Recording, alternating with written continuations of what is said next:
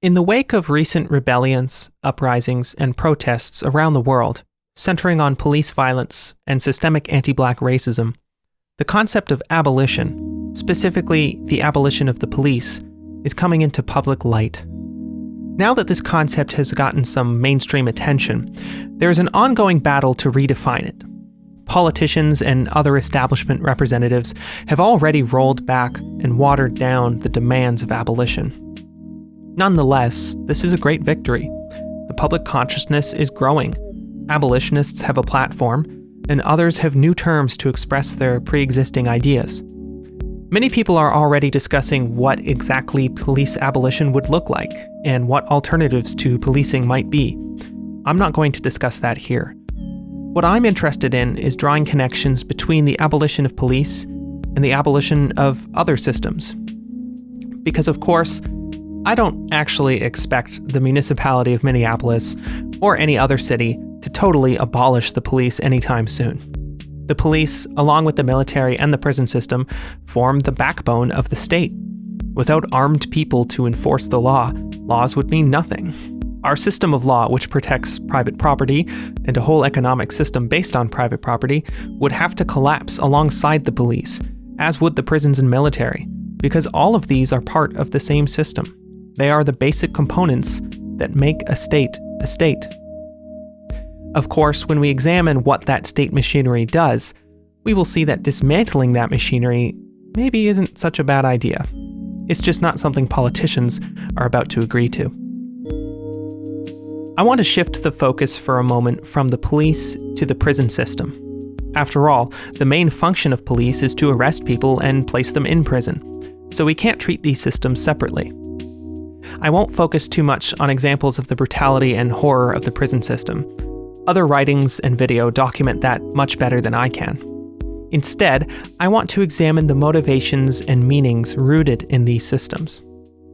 Over the last few years, many more people have become aware of the issue of prison slavery in the US. The documentary 13th, as well as a Guardian article by political prisoner Kevin Rashid Johnson, linked below, helped propagate understanding that slavery never really vanished in the USA.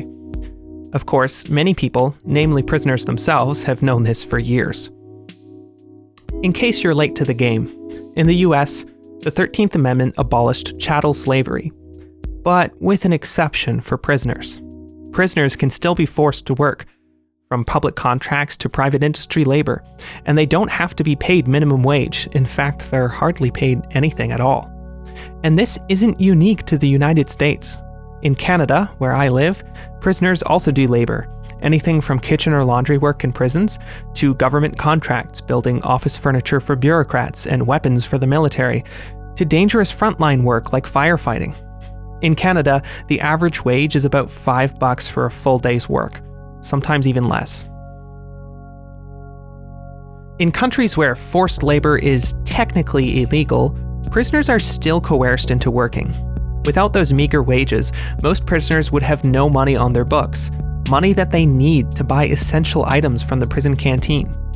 Items like food, hygiene products, clothes, and entertainment. And even stripped-down digital devices which have had their features removed and only function with paid prison apps will still cost more than their market value. So the question becomes obvious. If prisoners are a cheap source of labor, doesn't that incentivize the state to arrest more people and to give people longer sentences? And it's clear that this is the reality. The United States of America has the largest prison population on Earth, the largest in world history, and mandatory minimum sentences in many countries mean that inmates serve 10, 15, or 20 years for relatively petty crimes.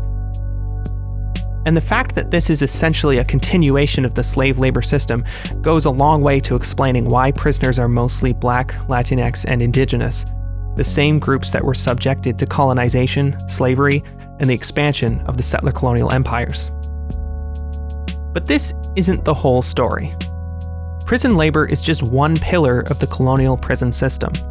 The other pillar has to do with the need for an oppressive state to break down and tear apart groups of oppressed people, to make them more vulnerable and impotent. Some history will explain this further. Throughout history, since the first agricultural, class-based societies emerged, people have been classed into groups of oppressor minorities and oppressed masses. In any such arrangement, there is always the danger that the oppressed group may become large enough, resourceful enough, and confident enough to overthrow the oppressor. In other words, slaves sometimes rise up against their masters.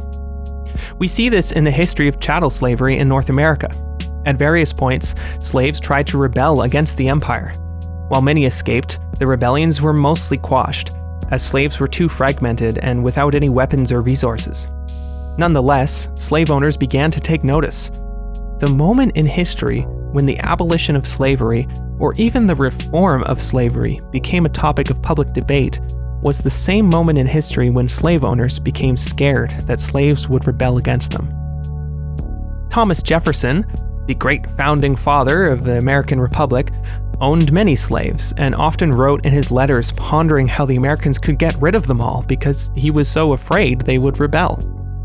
Worried that the growing population would cause a problem, his ideal solution was to simply get rid of all the children. Send them off to faraway lands so that their parents, without a succeeding generation, would just die off, and rid him of the existential threat of a growing population of rebel Africans.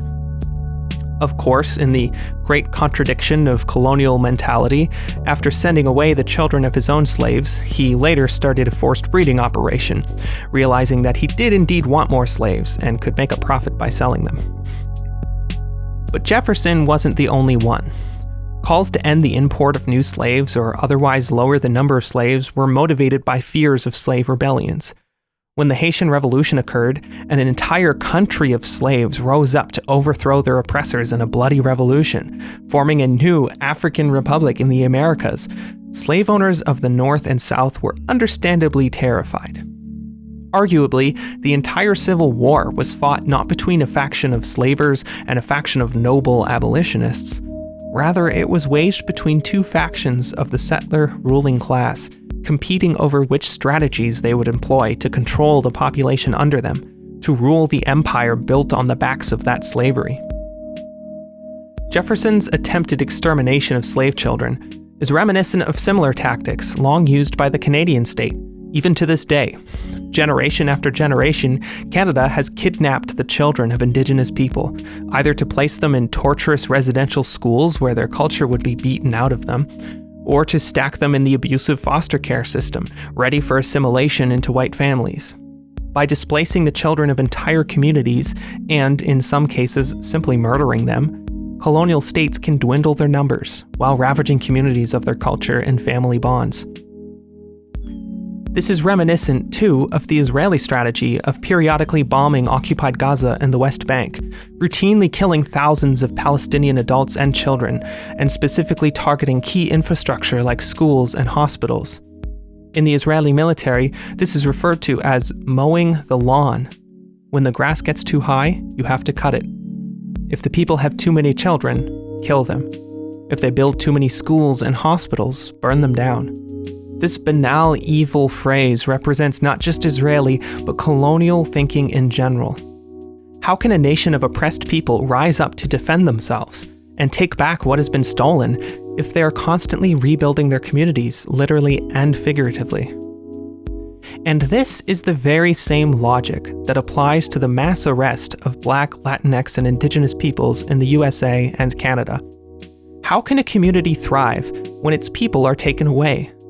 Imagine if a huge portion of the adults in your community were suddenly gone. Imagine if the men were arrested as young as 14, sent to juvenile detention, and spent the rest of their lives in and out of that system. Imagine if mothers and fathers were taken from their children and children from their parents. How can families thrive? How can communities grow? People who are in the system from the time they are children can't even have families. But that's the idea. Just like Jefferson's evil plan centuries ago to let the older generation of his slaves die off.